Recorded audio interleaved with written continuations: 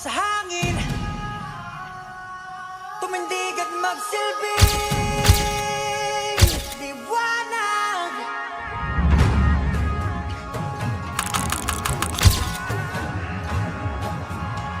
Liwanag sa dilim.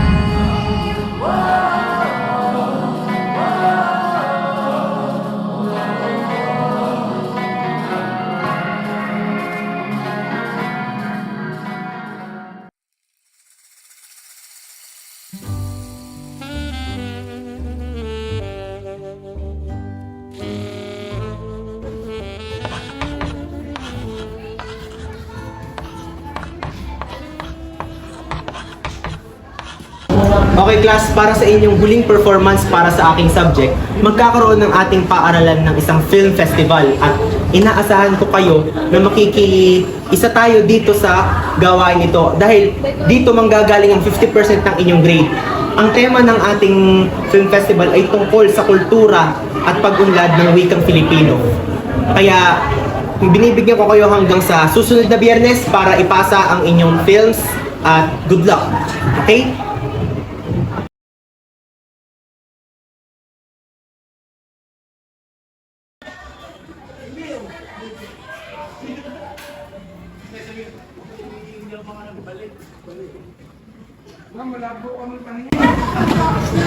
Marie, kasi na ba sa script? Next Friday na kasi yung deadline, diba? Sandali na lang, Jo. Hindi ko kasi maisulat ang mga dialogue ni Lola. Alalalim ng mga salita. Hindi ko maramdaman. Boy! Tingin ako po lang! Bakit mo nga pala naman naisip yun? Bakit din mo yung naramdaman mo? Ano kasi yun, Jo? Noong una,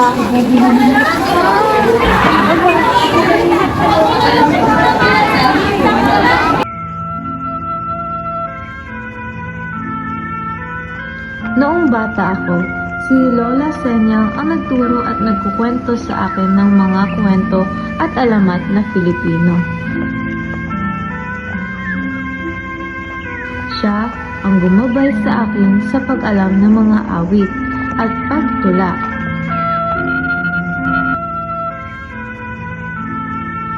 Pero habang lumalaki ako, parang unti-unting nawawala ito at natatabunan ng nasa uso sa henerasyon ngayon.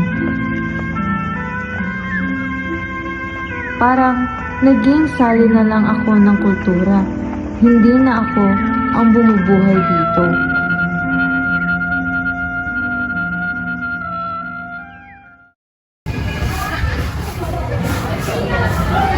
Oh, Marie, bakit parang problemado ka yan? ewan ko, Jo eh. Parang nawawala na ako sa sarili ko. Nasanay kasi ako may English sa school, lalo na sa recitations, sa social media, sa lahat ng bagay. Parang hirap ako. Hanapin yung tamang salita na parang pahirap yung nararamdaman ko sa sarili kong wika. Pero di ba Marie, para sa film festival yun, di ba kailangan ang tema, kulturang Pilipino at pag-unlad ng wika Pilipino? Kailangan, feel natin yun. Kailangan galing sa puso natin. Oo, yun nga eh, paano ako makapagsulat ng galing sa puso? Kung pakiramdam ko, hindi na ako konektado sa puso ng sarili kong kultura.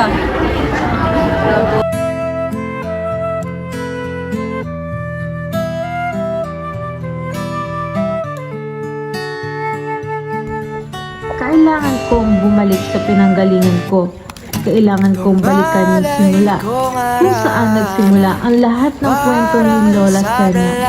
Sa aking paglalakbay, hindi lang pala lugar ang babalikan ko, kundi pati na rin ang bawat salita, ang bawat kwento, at ang bawat bahagi ng aking sarili na parabang nakalimutan ko na.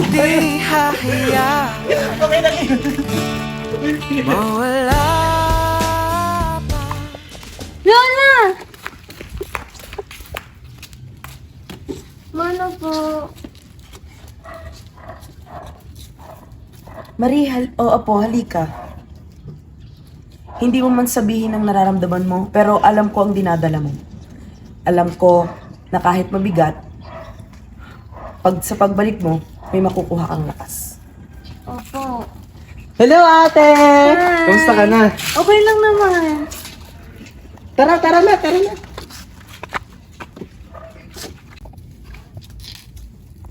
Nay, meron po ako nakita magandang libro.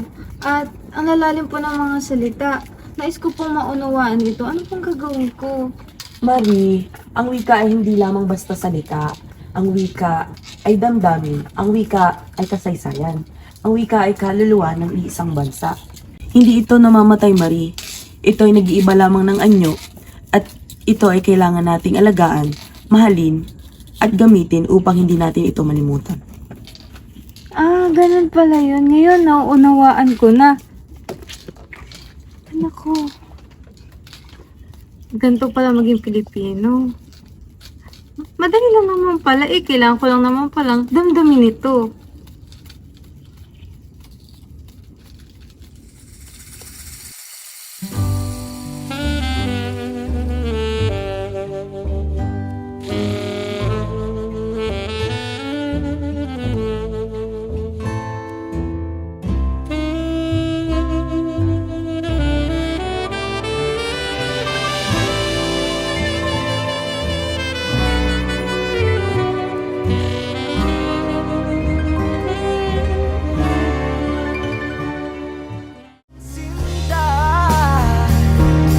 Sa huli, nagwagi sila Maria at Juana sa film festival sa Filipino at napili ang kanilang pelikula ng kanilang paaralan upang i-post ito sa social media at maiparating sa kabataan na ang wika ay umuunlad pa rin sa kabila ng paghahalo ng ibang lengguwahe sa ating wika. Bagkus ito ay nagpapakita ng malikhaing paggamit ng mga Pilipino sa wika, kaya naipapakita rito ang pag-unlad ng wikang Filipino. Ang wika ay hindi nawawala. Sa halip, ito ay nagbabago at umuunlad sa bawat henerasyon.